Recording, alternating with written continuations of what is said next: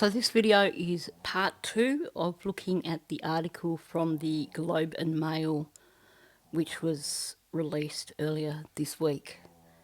Now I need to make an apology and a clarification. As you will have seen in the first video, I use Reader View when I'm going to share articles. It gives a much better font, it's a larger font, it's easier to read, you don't have all the ads in the middle, but you also lose some of the formatting. So I was wrong when I said who was the author of the article. I actually mentioned a photographic journalist, and afterwards I found myself questioning and thinking, why would a photographic journalist have written this article? So I went back and looked at the article in the original format and was able to get the names of the actual journalists. It was a collaborative effort between Lindsay Jones and Greg Mercer. And then I went and looked back through other articles from the Globe and Mail, and it seems that both of them have been doing quite a lot of work on this case. They have been boots on ground. They've both been to the area. They've done interviews with family members. They've done interviews with RCMP.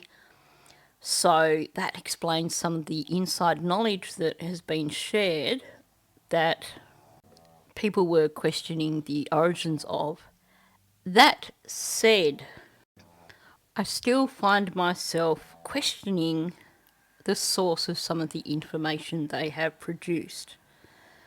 If they are retelling information that they have found from Facebook groups or from a particular channel which does get named in the article, then, it's information that many of us on YouTube have passed over because we could not verify the validity of what was being said.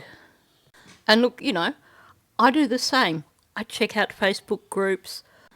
I look at thumbnails and titles of other people's videos to see if they are presenting something that may be worth looking at, something they've discovered that is actually verifiable and maybe something that I need to look into myself.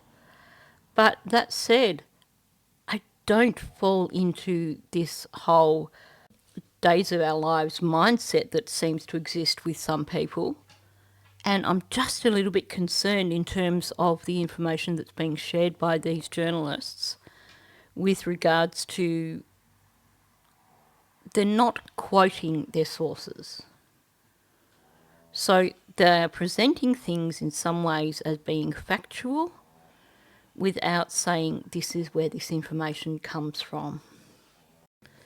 And, if you're going to get information from a channel that allows anyone and everyone up on panel to tell a story, and that person themselves hasn't vetted the individuals to see how much credibility they have, and then you turn around and you report on that, it is a little bit problematic. So I am just putting this out as a disclaimer at the start of this video. A lot of what they've said does make sense, but a few people have reminded me that I still need to apply logic and critical thinking here when I'm going through this article. So I recognise that the Globe and Mail do have standards that they expect their journalists to adhere to. They follow a code of conduct, or they are expected to follow a code of conduct. And of course, knowing that these are the same journalists that put out the articles, such as the article with the bus driver, then clearly they have done the whole boots on the ground thing and spoken to a lot of people. So I am going to continue reading through this article, but I'm also going to be a little bit more cautious with this half.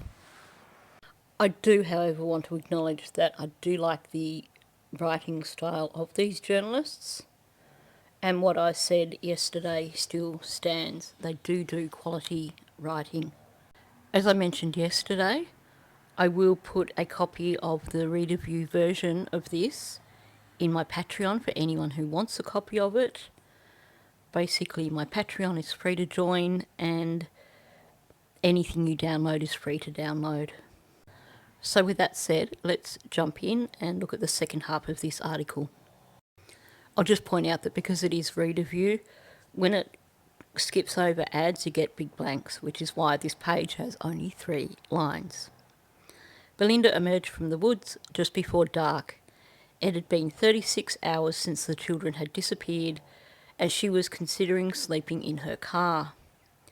To begin searching again at first light.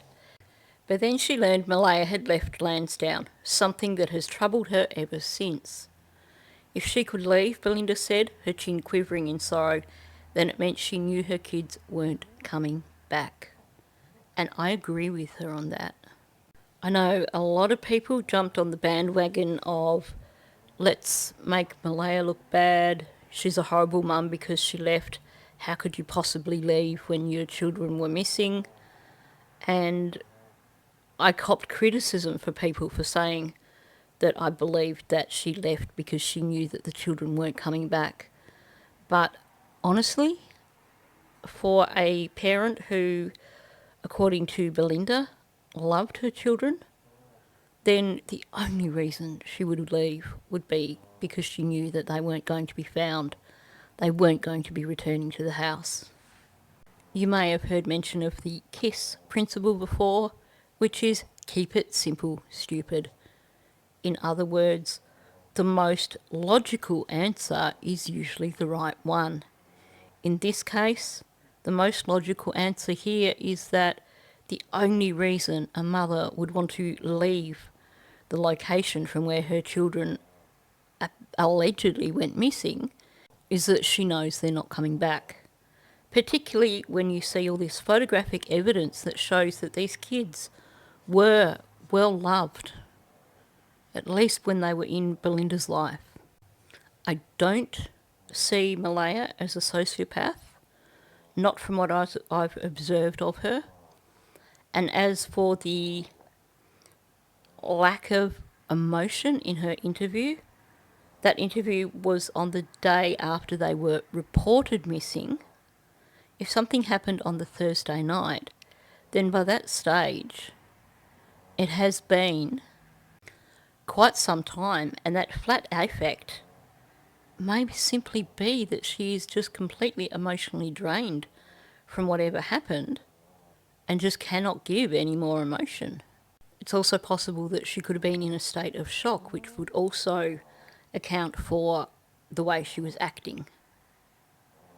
But I certainly think that the only reason that a mother who has clearly loved her children previously, the only reason she would leave would be because she knew they weren't coming back.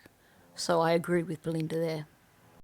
Now this next paragraph is a red flag for me. Daniel was also upset that Malaya left. I've been the only one there for them, he sobbed in an interview.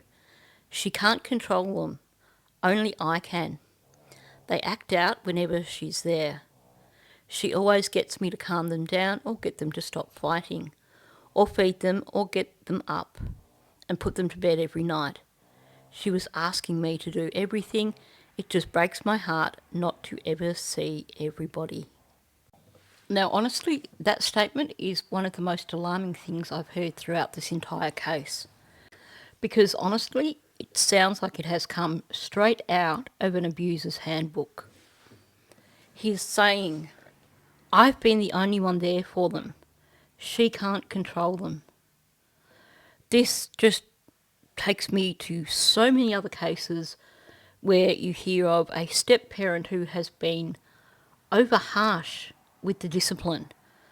An individual who basically manipulates the partner, the biological parent, to the point where that parent believes that they are an inadequate parent, where they believe that ordinary behaviours are somehow so much worse than they are because their partner is telling them that. You see this scenario so often. You have this non-biological parent or parent figure, I should say, because I wouldn't count someone as a parent in this situation. And they resent the children that aren't their own children. And because of that, they are super harsh on them for their behaviours. Now, I think we have to acknowledge too that in the background here, you have Janie, who looks at the behaviours of these children in a negative way. Was she in Daniel's ear telling him that these children didn't know how to behave? But he is overemphasising here how inadequate Malaya is as a parent and how he's the only one who was doing the parenting. I'm willing to bet that over the period of their relationship, he did gradually wear her down to the point where she believed that she was inadequate as a parent, where she believed that she wasn't doing a good enough job in terms of disciplining them. So she allowed him to over-discipline them. In terms of him saying, he had to feed them. Makes me think I wouldn't be surprised if there's a situation here where he basically didn't like her cooking and it had to be done his way. Because in these sorts of domestic relationships where someone is manipulative, someone is psychologically abusive, you see this situation where they gradually undermine every single fibre of that person's existence. You can't control the children. You can't cook. You can't even keep a house clean. Saying she was asking me to do everything. Now, I'm going to take a guess here that maybe she was asking for help because of the demands of looking after 3 children of such young ages, especially when you have a baby. But I'd be quite prepared to put money on the fact that he put it back on her and that over the 2 years that they were together, he made her feel less and less adequate, less and less capable of a human being, to the point where she no longer questioned how he disciplined the children because he had convinced her that her methods were wrong, her methods were inadequate, and that is how it should happen. I will just say I've been doing research to do a video with regards to this, but in the meantime, if you go over to the channel AB Balance, he's one step ahead of me and he's been doing the research as well. And if you go into his posts, he has so many informative posts that explain exactly this thing that I'm trying to describe right now. And what you've got to understand too is that Malaya had been cut off from her own support network, from Belinda. She was probably only allowed minimal contact with Cindy. I'm willing to bet that Cindy was discouraged from coming to the home and that nobody was seeing what was happening in that home because that gave Daniel and his mother full control. And we've heard so much in the past 3 months from Daniel and his mother where they have complained about Malaya's inability to control the children, where they have just continually put Malaya down and made her sound like she was just the worst person in the world, the most incapable person in the world, the worst mother in the world, which, as you know, is the complete opposite of what we've heard from Belinda in terms of before Malaya was with Daniel. That's one of the biggest things that says to me that basically he did her head in, made her feel that she was a bad parent and these children were over-disciplined. The day before the children were reported missing, the Mounties say the children were observed in public with family members. It was the last time they were seen by anyone outside the home. And I went and I checked on that. I did a video on that a little while back, and the Mounties verified that the sighting was both through like video footage and a witness who came forward. Daniel has said in an interview that the evening before the kids disappeared, everyone was home. He said he spent the evening working on the fence in the backyard. It was a night just like any other for the young children. He added, though he couldn't remember what time they went to bed. A few things that jump out at me from this statement. Everyone was home. That is extra information that's not really necessary. You would presume if they've been in town all day and they've come back that everyone would be home. So why give that bit of information? And I hope that in terms of investigation, that investigators are paying attention to all these statements that have been made by Daniel and making notes of things that they need to follow up on, things that they need to question further. Because that statement there would definitely be on my list. Why did you need to say everyone was home? Was everyone actually home, or was there someone absent? Was there someone else there? Could it be leakage and he's referring to someone being home who we've told was not living on the property? And we also have him talking about working on the fence in the backyard. Another somewhat mundane activity. You know, it's that little bit of extra information that's been offered up without anyone asking for it. It seems like him and Janie have both offered up a lot of extra information about the Thursday evening. To me, that narrows down the timeline even more. And again, if I was interviewing any of these people, I would be really pushing for information about the Thursday evening. I would be going over it and over it with each of the people who was or may have been on the property that evening. Especially when you have him saying that he can't remember what time the children went to bed.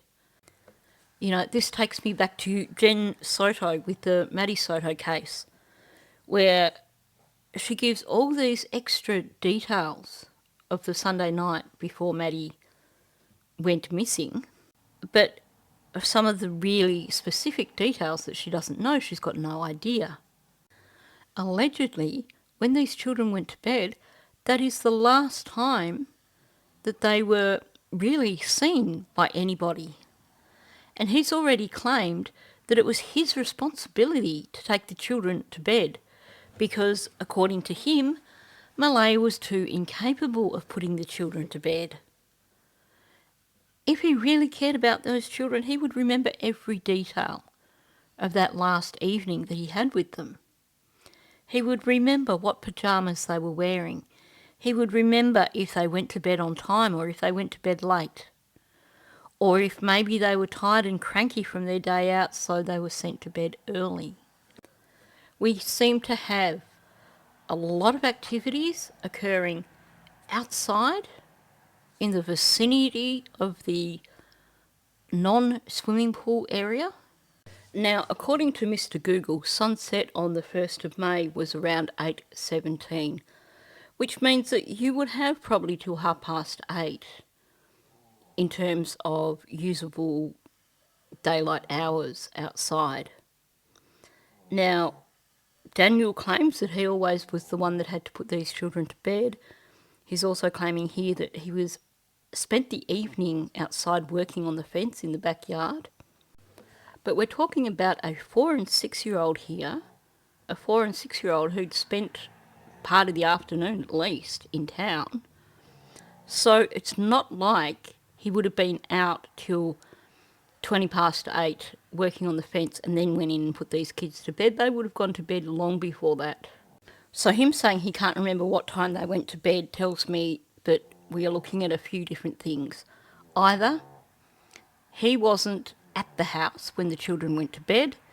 Either he was outside in the driveway with Janie doing something, or he put the children to bed but he can't remember, which seems unusual because, like I said, that was the last night that those children were seen. You would remember every detail.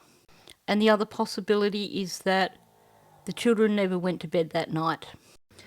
I'm very, very curious about all these activities occurring on the Thursday evening in the vicinity of the driveway. And that is another thing where I think that the Mounties should get some dogs in there, some cadaver dogs, and actually get them checking out the driveway area. Now, I'm not for one moment suggesting that they're likely to find the children anywhere on that property. I think people have made it quite clear that those children aren't on the property. But I wouldn't be surprised if a cadaver dog alerted to bodily fluids somewhere on that driveway. Probably in the area that Janie claims that she was raking over to put in a swimming pool. I would also imagine that soil samples from that location would probably tell a rather interesting story. This, of course, is pure speculation, but if this statement was indeed made by Daniel, then it certainly does put the spotlight on Thursday evening and on that driveway. And it certainly raises questions about who else was on the property that evening, or who was absent from the property that evening.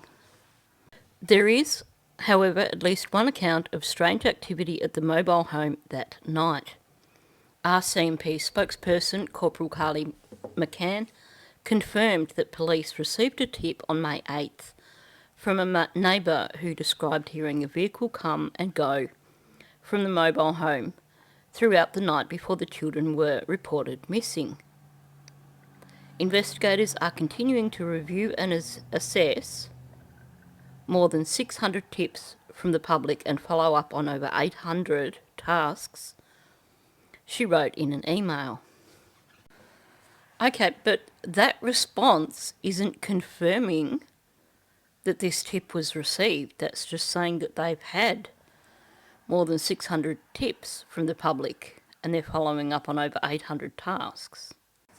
I actually question whether or not the RCMP would confirm such a specific tip, especially when you consider how silent they've been over everything else to do with the case. The neighbours spoke to the Globe and said they were working on a vehicle in their own yard when they heard the same loud 5-speed car come and go from the trailer about 6 times, from midnight to 5 a.m.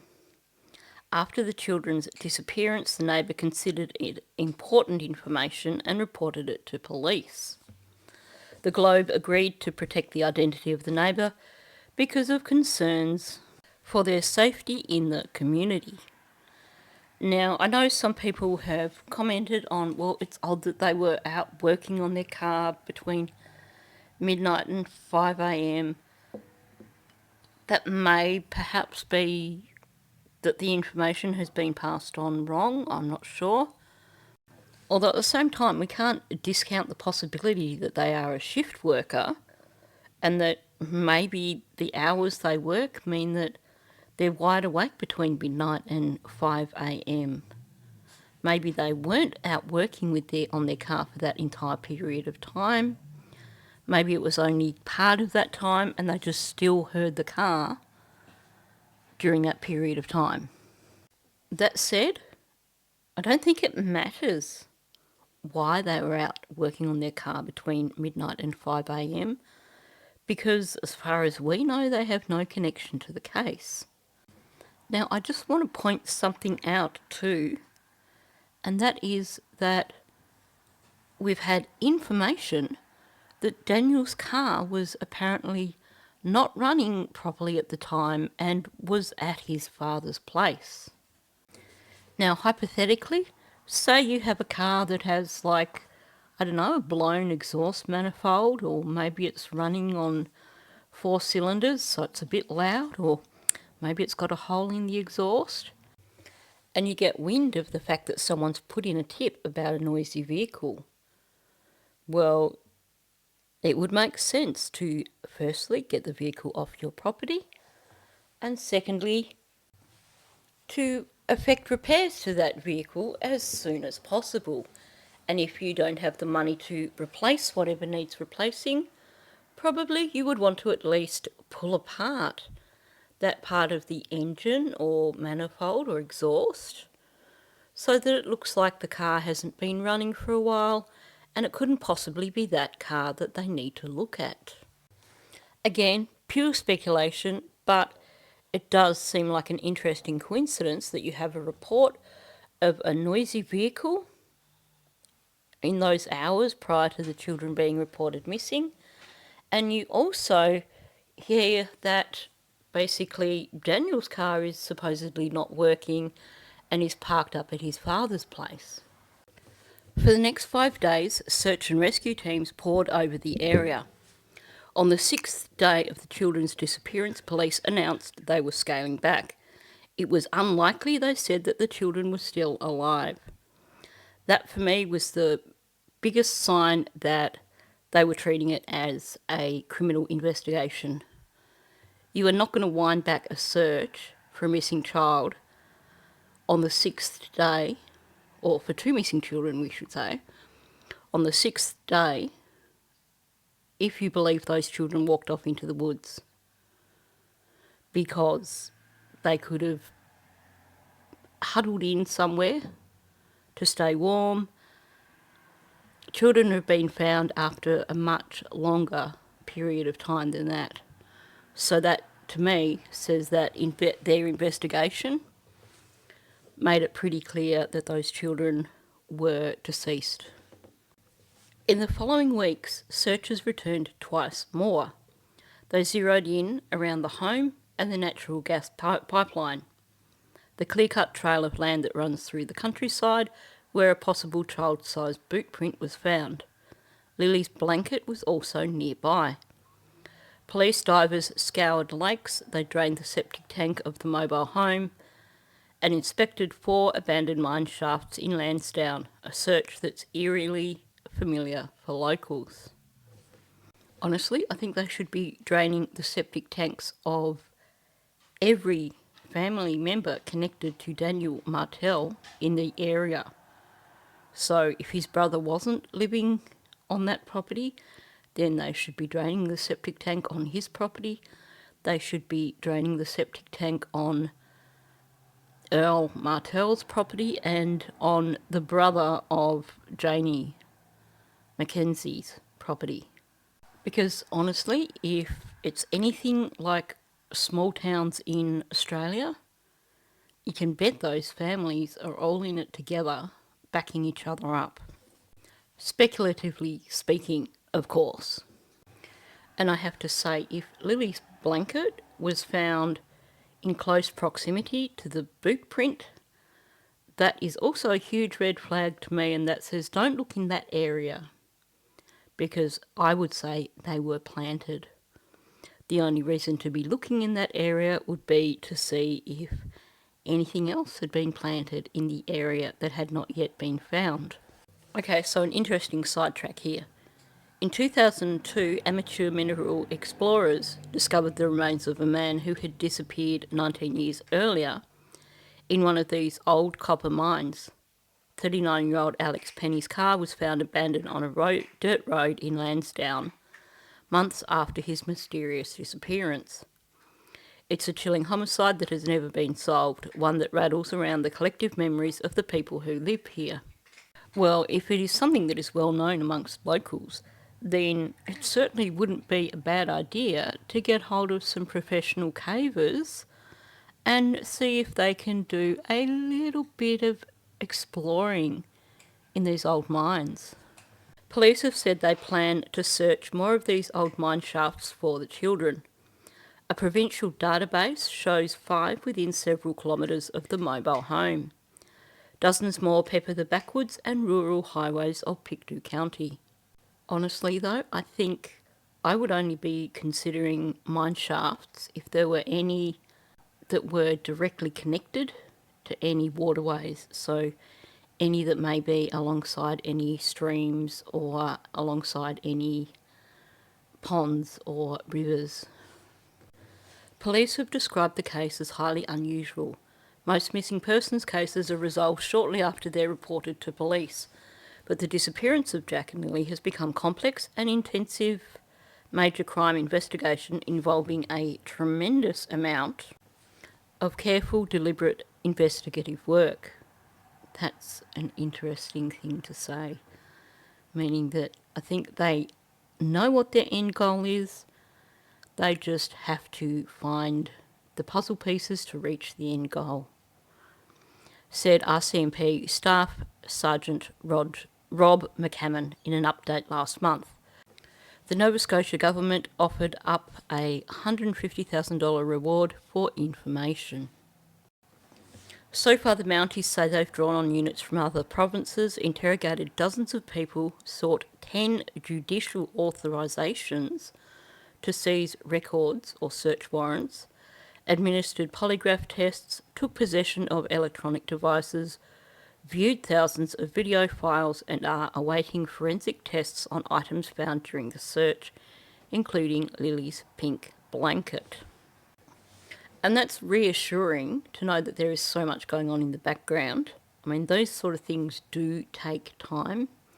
So 3 months may seem like a long time, but if we're waiting on forensics, especially when it comes to digital analysis, and of course some forensic tests take time because things have to develop, let's say. You know, sometimes it's not just a case of testing a piece of material and saying these are the things that were found in this material. Sometimes there's more steps to the process, and some of those steps require time in between. And of course, it's also down to lab time. Most labs these days are overwhelmed with forensic work, and not every lab is going to go, okay, this case is having a priority. There will be labs that will go first in, first served basis. Daniel initially told police and the Globe on May 5th that the pink blanket found in the woods did not belong to Lily, but he later changed his story. In a subsequent interview, he suggested the blanket was planted, taken from his week-old garbage. He also claimed 2 of his sweaters mysteriously disappeared from his home after the kids went missing. He declined to elaborate further. Well, that makes him look even more suspicious. Case of, if you happen to find these sweaters that maybe have some sort of biological material on them that is going to make me look really guilty as hell, not me, someone stole them. And of course, there's been different stories about the blanket, where it was found, where it was recovered, all sorts of that crap too. So that's another thing that we don't really know what the answer to is there. And honestly, I can't trust anything that Daniel says. Behind the scenes, people's concern for the children's welfare had already raised flags. A child protection supervisor in the nearby town of New Glasgow rushed to prepare a memo for Deputy Minister Craig Beaton about Jack and Lily on the day the children disappeared, according to redacted briefing notes obtained by the Globe through Freedom of Information legislation. And I did do a video discussing that some time back. This was an article that, again, came from the Globe and Mail, where they, if you missed it, basically the children had been already under investigation by Child Protection. 2 weeks later, in mid-May, another memo about the children was prepared for senior staff in the province's Child Welfare Department. Opportunities and Social Development Minister Scott Armstrong, who also told the Globe he asked for more information about his department's interaction with the children, has so far declined to discuss how the government responded to concerns about Jack and Lily's well-being prior to their disappearance. Now, surely there must be a country somewhere that's got a handle on child welfare, because honestly, what I see is that America, Australia and Canada are all failing dismally when it comes to protecting their children. What is known about Jack and Lily's interaction with child welfare authorities is that a social worker came to the trailer over concerns raised by the school several months before their disappearance to assess their home life.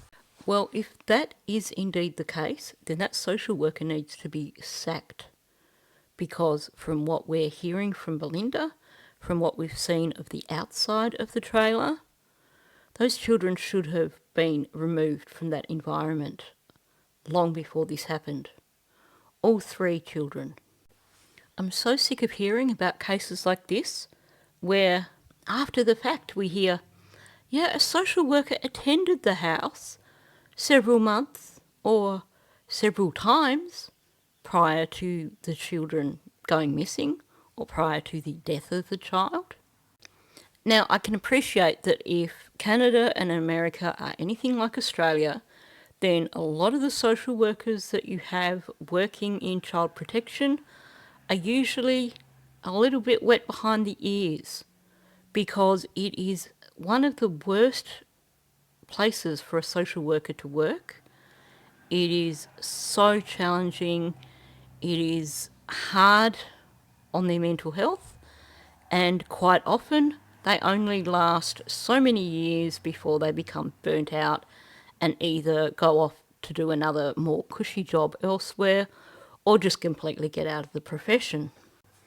So maybe part of the solution here is to allocate far more funding so that these organisations can not only attract far more experienced staff, but also be able to put things in place to make it worthwhile for those staff to stay in that position. At the end of the day, the front line of defence for these children is educational staff and social workers belonging to child protection.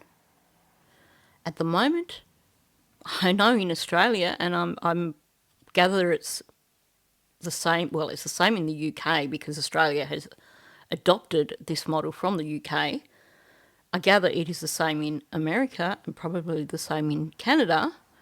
There is now far greater expectation for teachers to be basically dealing with administrative tasks as opposed to really focusing on teaching.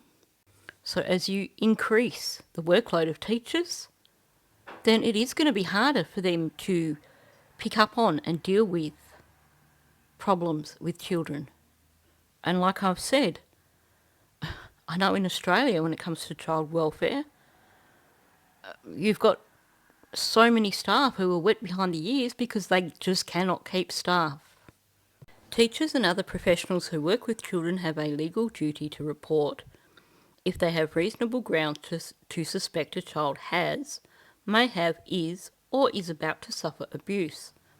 And home visits occur when there's reason to be concerned about a child's safety and care. Daniel, however, told the Globe the visit was related to the kids' learning difficulties at school. Well, of course he's going to say that. He's not going to say that teachers have reported bruises on the children. Teachers have reported cigarette burns on Jack. He said the children were suspected of having autism and were scheduled to see a doctor the same month they vanished. He declined to answer further questions about the involvement of child protection staff in the kids' lives.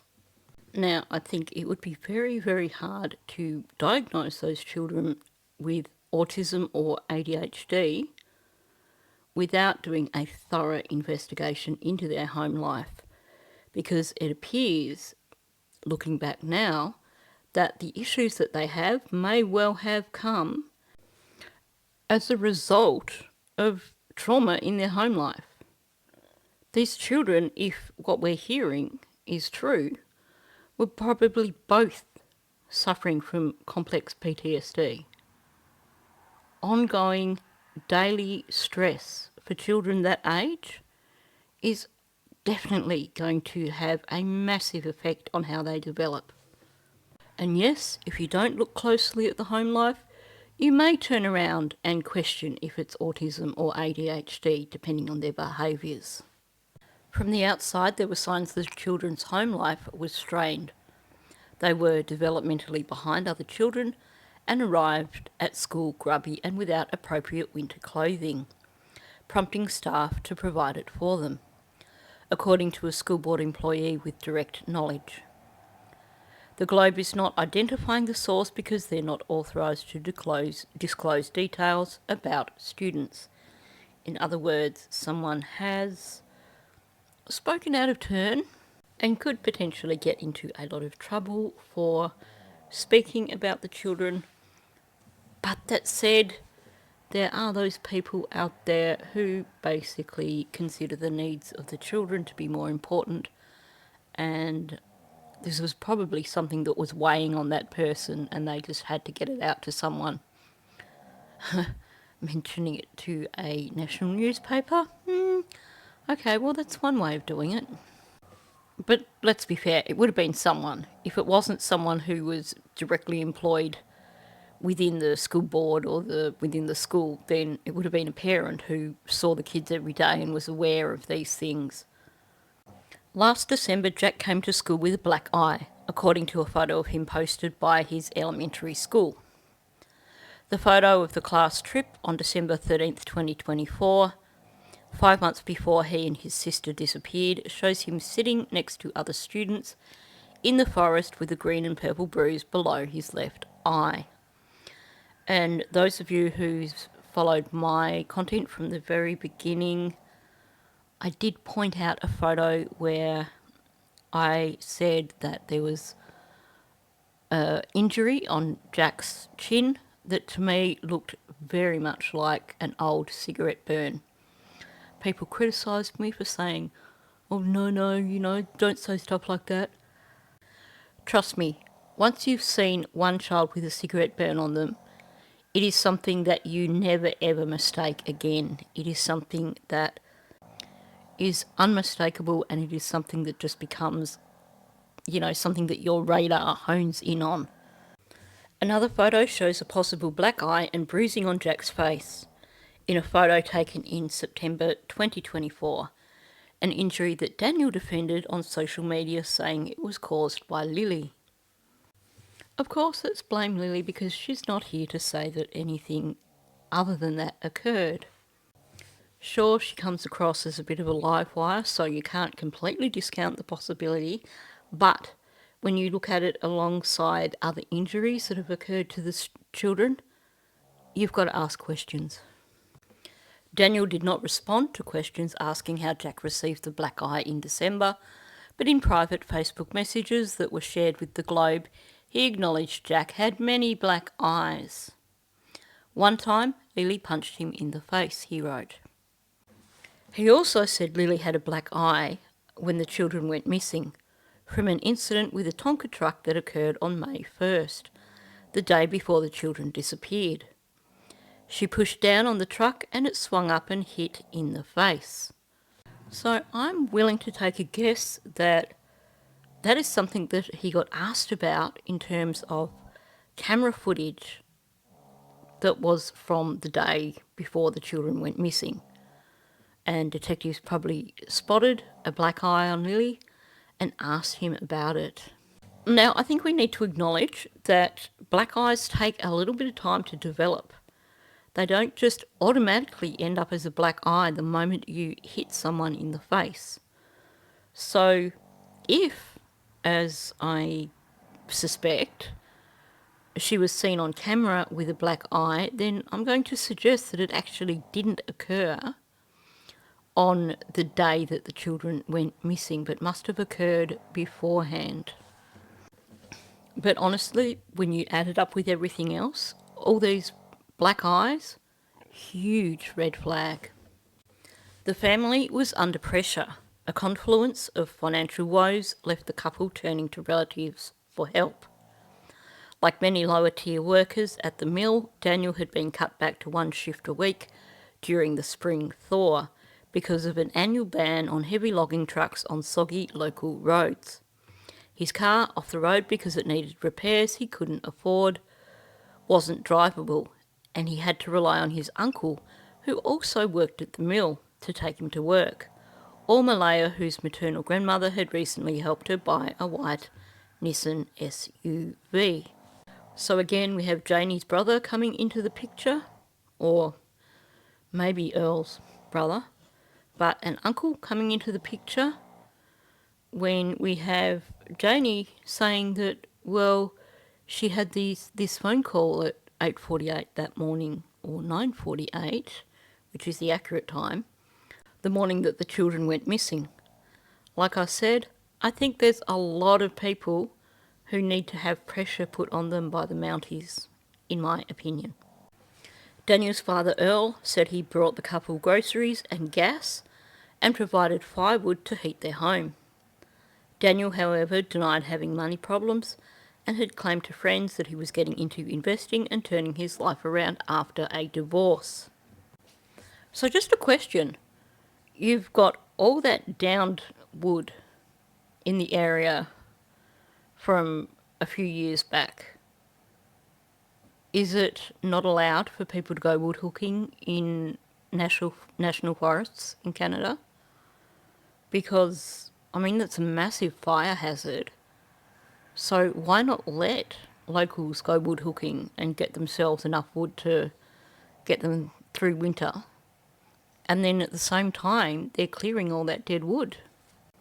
Even if it was done through some sort of permit system so that they had to get permission to do so it could be monitored. Anyway, moving on. Other means of cash flow had also been cut off. In recent months, child support payments from Jack and Lily's biological father had stopped after he lost his job. Not so recent, I think it was 9 months, wasn't it? Malaya's monthly Canada Child Benefit Check, or baby bonus, which under federal guidelines would be about $1,900 per month, was halted because Daniel hadn't filed his taxes, which were due by April 30. Now, I would like to have heard the source for this information rather than this just being put out in this article here. If this is indeed the case, then you have a cut-off of April 30, creating extra tension in the home, and then a few days later the children go missing. The struggles didn't end there. Malaya described Daniel as controlling and said she had wanted out, writing in a message to Belinda on June 15 that I never wanted to stay there. Based on the way Daniel and Janie have been talking about Malaya, I would believe that to be the truth. I think Malaya had found herself in a rather awful situation where she was being hammered down and destroyed by Daniel and his mother and potentially other members of his family. The amount of gaslighting that has occurred from Daniel and Janie certainly points to that kind of situation. Belinda wrote back saying she wished Malaya would have reached out. We would have done what we could to help. I know, Malaya responded, my mum is saying the same thing. Cindy, Malaya's mother, declined to be interviewed. After the children's disappearance, Malaya also confided in her paternal grandmother, Connie Brooks, a member of the Sipakanaktik, let me know if I was close that time, First Nation. She described how Daniel would hold her down and take her phone. He was having her, I don't know what you call it, scared. She couldn't go anywhere, do anything, Connie said. That's what she told me, and that's what I told the detectives. You know, I really do believe this, based on everything that's come out, based on Daniel's behaviour, based on Malaya's behaviour. It makes a lot of sense. When she asked her granddaughter about drug use in the home, she said Malaya told her that Daniel concealed a rug addiction for nearly the first year of their relationship. I'll come back to that in a moment. Daniel did not respond to questions about these allegations, but he has insisted in interviews with The Globe that he's never struggled with rugs and does not have a rug problem. Despite that, he has admitted to taking that, meth, anyway, and pretty much everything. He said he recently started attending Narcotics Anonymous 3 times a week. Well, then that would suggest that you do have a problem. And is taking online courses in anger management, depression, parenting, child protection, substance abuse, suicide and violent behaviour that are recognised by child protection officials. I have to clear my name for CPS, he said. It's best to do that. Okay, can we just acknowledge that those sort of things are not something that someone just voluntarily chooses to do out of the blue? They would be things that have been court ordered. And if this is coming directly from him, then I'm guessing that he's probably telling the truth here, that he is doing these courses. But like I said, they sound like the sort of things, especially when he throws in that they're recognised by child protection officials, that sounds like someone who is trying to just skirt around the fact that this is a court-ordered thing, and he's trying to make it sound like it was his idea. The same as him volunteering to do the polygraph test and him offering his phone when the information we get from other sources is that basically they made everyone do polygraph tests. They basically seized phones from him and Malaya. So he's basically trying to gloss over things that have been required of him by turning it around and making it sound like he's offered them himself. And of course, these courses, this is pretty much in keeping with the fact that we know he's currently not allowed to see any of his children. We heard that he had a supervised visit with Malaya, but he mentioned that he wasn't even able to see his older children. So clearly, these are things that he has to do in order to be allowed access to his children in the future. All this is really not painting a good picture in terms of what happened, in terms of where the children are. Without answers, theories abound. For some, maybe they're a way to hold out hope or to shift attention elsewhere.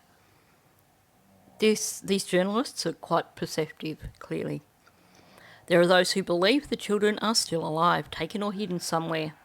One such rumour circulating in social media group chats is that Lily and Jack were taken by one of Malaya's relatives and are being held on a reserve.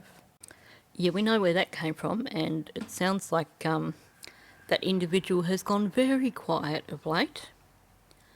The rumour prompted Cyberkinetic Chief Michelle Glasgow to respond on social media. That whole dialogue was made up by a racist fool, and anyone entertaining it is a racist fool, she wrote in a text message that she posted to Facebook on July 10th.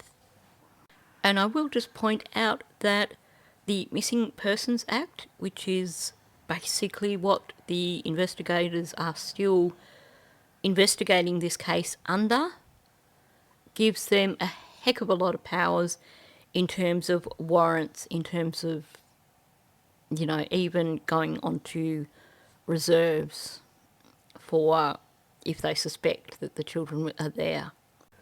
Although I do prefer this explanation here, that the whole dialogue was made up by a racist fool, and anyone entertaining it is a racist fool.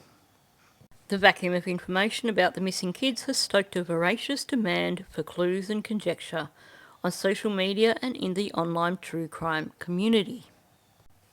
Okay, I just want to say I do not endorse this channel that is being mentioned, because to me it is a gossip channel and she has taken advantage of Belinda. She basically allows anyone on panel to talk without trying to verify if the information that they are sharing is legitimate, and without even really caring if the information is legitimate. Yes, she's had Belinda on, but I found her extremely disrespectful towards Belinda, and she's also had Janie on, And honestly, I think there are certain members of Daniel's family who should not be given too much credibility. And when you have them on as a panel guest, you're giving them credibility. I'm going to grudgingly read this paragraph because what is said at the end of it is something significant that I have been saying to people from day one. One of the most popular online sources, most popular, in the true crime amateur community is It's a Criming Shame, a Vancouver-based YouTube channel which has morphed into exclusively discussing the case. In other words, she's put aside all the other cases that don't get the views because they don't make money for her. Its live streams about Jack and Lily have been viewed 500,000 times. For several hours, multiple times a week, host Sonny Austin invites guests on the show to discuss the case and rants provocatively, calling out those who she disbelieves. In the case of Jack and Lily, Daniel frequently pops up in her live chats, like whack-a-mole, she says. Okay, that regardless of what you may think he's done, what you may think of him, still referring to someone who's popped up in your chats as like whack-a-mole, yeah, not so great. Belinda has also called in as a guest. Most recently, she presented text messages with Malaya, who, when reached by phone, refused to verify whether the text messages were hers. Now, in this instance, I'm going to say that Belinda probably believed 100% that they were text messages from Malaya. And given that she would have knowledge of Malaya's phone, then if they were directly from Malaya's phone, then yes, she could verify them. But if someone, decided to send her text messages and say, oh, it's Malaya, but I'm using someone else's phone, then yeah, not verifiable. I do have a major issue with anybody in this case sharing private text messages. Those sort of things should be kept private. And I do feel that people have taken advantage of Belinda, claiming, we're doing this for Jack and Lily. Basically convincing her to do things like hand over text messages for the sake of Jack and Lily because she cares so deeply about what has happened to those children. Hopefully now she's starting to realise that she's been taken advantage and that it has perhaps compromised her relationship with Malaya's family. And of course the sad thing is now she's completely betrayed Malaya's trust, meaning that if there was a possibility of her finding out more information from Malaya, that's gone because she made it public. Like I said though, I can't blame her 100% for that because this is someone who is not familiar with the true crime world, someone who doesn't sit there and follow every case. This case is her world. This is her real life.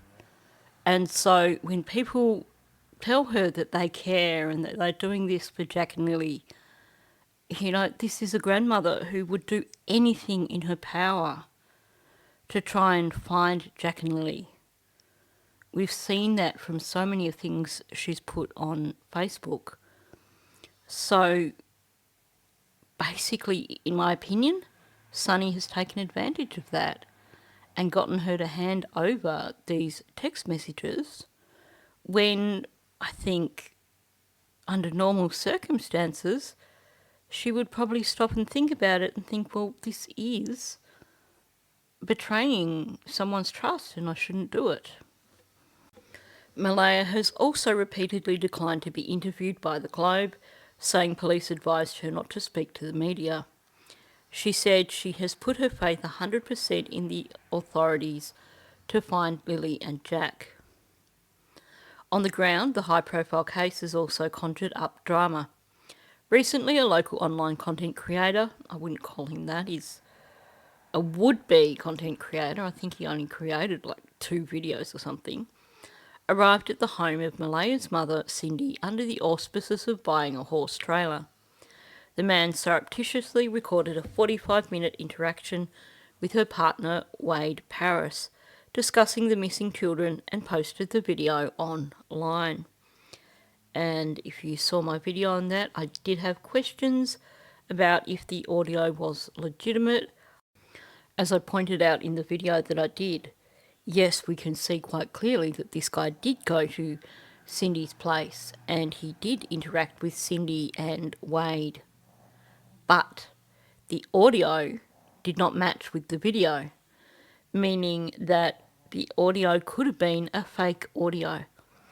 I don't know if these journalists have verified with Cindy and Wade that the audio was legitimate, but given the silence from that family, it's possible that they have not verified that the audio is legitimate. In interviews with the Globe, Daniel has said he had nothing to do with the children's disappearance, and he said he has passed a polygraph test with police to prove it. Again, unless I hear it directly from the RCMP, I'm not going to believe it, because the guy is a liar. He lamented the stigma the case carries over into his daily life. He's on stress leave from the mill. People stare or give him dirty looks wherever he goes in public. Recently, at a used car dealership, he said a salesman snatched a vehicle key from his hand and walked away when he realised he was talking to Lily and Jack's stepfather. I wish they'd stop calling him stepfather. His Facebook is filled with direct messages from strangers calling him a child K and asking where are the bodies. He said they ask every day. I do not condone people doing that kind of thing. It is one thing to speculate, but to directly accuse someone and to directly accuse them to their face is just going a step too far. Yes, I must admit I've said he's a liar, and I've said that I believe he is involved. He certainly is my number one target, but he himself has said he did not K Jack and Lily, meaning that either he believes it or whatever happened was not intentional. That said, like I said, the guy is a liar. He also is very good at being creative with the truth, and when he does interviews, it's really hard to read him because you only get these minuscule little micro expressions as opposed to proper body language that you would normally see. What I see reminds me of sociopathic behaviour that I've seen in other cases. I'm not saying that he is a sociopath, however, I'm saying that the behaviour reminds me of other individuals who clearly are sociopaths. But then a Facebook profile that the Globe has previously communicated with Daniel on also appears in social media chat groups frequently, offering up riddles and conjecture that the children were taken by someone they know and are being held prisoner.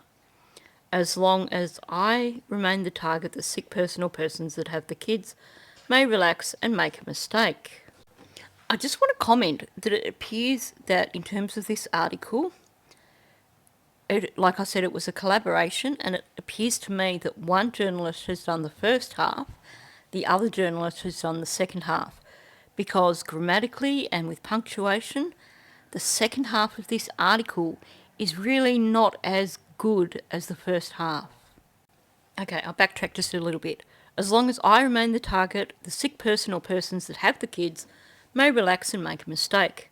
RCMP better capitalise on that, the user wrote this week. Note how they're referring to them as a user now. They're not saying that they believe it to be Daniel. And, I mean, you just have to look at the number of times that you get friend requests from a friend that you are already friends with on Facebook, and someone has completely duplicated their Facebook account. And this is why I tell people to be super, super cautious with regards to posts that are apparently made by Daniel or apparently made by Janie on these groups, unless that person has come out and made it clear in some way that that is definitely them. That said, it's also possible that if this individual is Daniel, that they are getting desperate. They've tried deflecting and getting people to blame Malaya, and that worked for a while. They've tried having Dingbat Geddes come forward and share the abduction story, which again reflected back on Malaya, and that worked for a while. But each of these things have been disproven. For quite some time, people thought that Daniel was the hero because he's the one who stayed there and searched for the kids. He's the one that spoke out for the kids. And then the cracks started showing and people started questioning things. And he was suddenly less popular again. So it is quite possible that this is still Daniel communicating with this individual from the globe, and that this is the new strategy.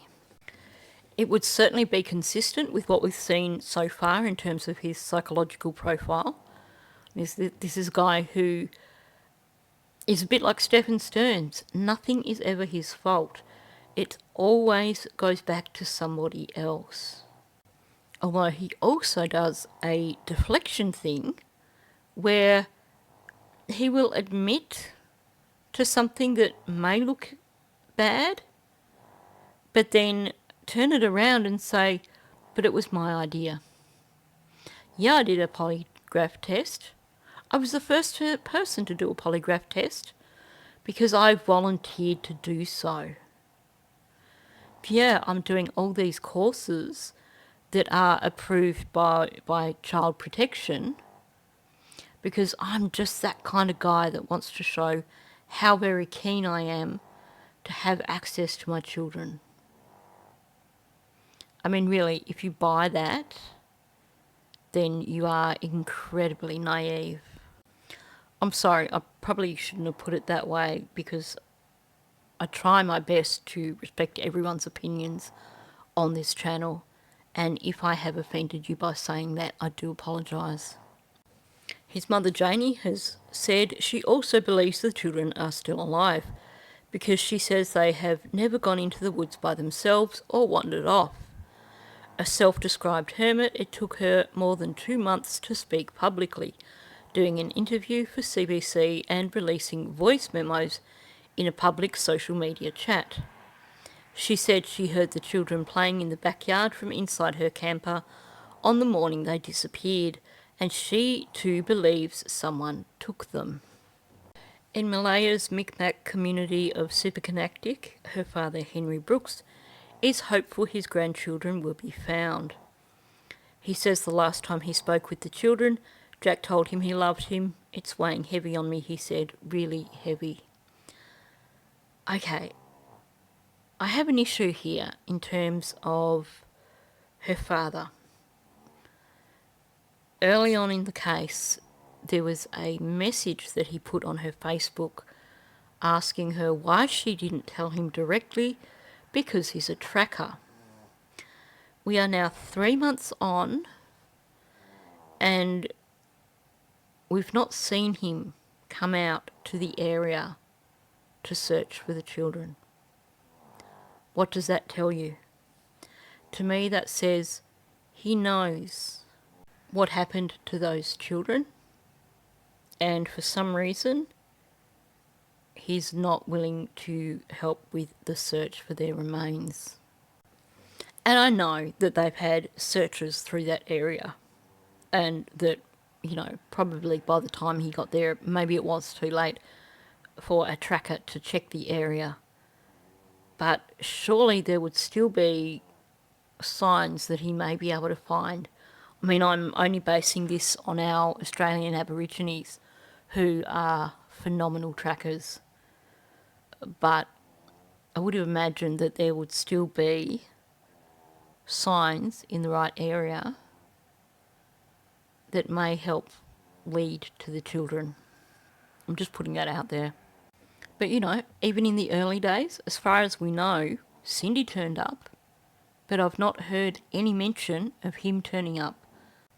Okay, here's another one that I'm going to struggle with. At her home in Middle Muscadebot, sorry, Belinda, Belinda spends her days alternately tending her sprawling back garden and advocating for her missing grandchildren.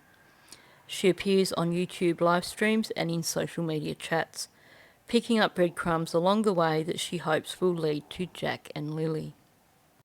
And can I just say that I wish people would treat Belinda with a little bit more respect in terms of content creators who want her on their channel so they can get the views, in terms of people asking for text messages and stuff like that, or using her to give the gold star for their particular Facebook group. You know, this is the Facebook group that is approved by Belinda Gray. It really does feel to me that Belinda is determined to do anything she can for these children. And if that means allowing people to take advantage of her, then she will. And that makes me sad that people are prepared to do that. Because, like I said, this is her real world. I know many of us have formed this emotional connection with Lily and Jack, and we all desperately want them to be found. We desperately want to see a resolution to this. But it's you know, imagine how we feel. It would be so much more for Belinda and her family. In her blue and white kitchen, where Jack once crawled across the laminate floor and Lily hammed it up in her gardening hats and old eyeglasses, she's resigned to a grim reality. I think somebody there must know what happened, she said about the mobile home in Lansdowne. I don't believe my grandchildren are alive, but to not get answers, it's like, no, there's answers out there. 2 kids don't just disappear in the morning and nobody knows nothing. So if they don't find answers outside that home, then the answers are inside that home. That is so true. I think this quote is perfect. In hindsight, she says she wishes she would have pushed harder to see the kids. To see Lily on her birthday in March. Looking at photos of the children from the past 2 years, she noticed they looked thin, possibly malnourished, with dry, cracked lips. Something she says she might have picked up on had she seen them in person. And it makes her wonder about the other adults in their lives. She recently learned others had concerns about the children's safety in the home. She also wants to know what child protection social workers knew prior to Jack and Lily's disappearance, whether they suspected the children were abused, and what was being done about it. I hate to say it, but every one of us failed them, Belinda said. We all failed these kids. You know, I don't think there's really anything I can add after that. So that brings us to the end of the article. Like I said, I'll drop it in Patreon for anyone that wants a copy of it. It'll just be the reader view. Won't be the actual screen, web page version of it, just the reader view. So if you do want it, you can go and grab it from over there. So on that note, thanks for listening. If you are new to my channel, please subscribe. Also, please hit the like button that tells YouTube that these videos are worth getting out into the algorithm and it means that they will recommend them to other viewers. And of course, please leave a comment below. Thank you, and I'll catch you in the next one.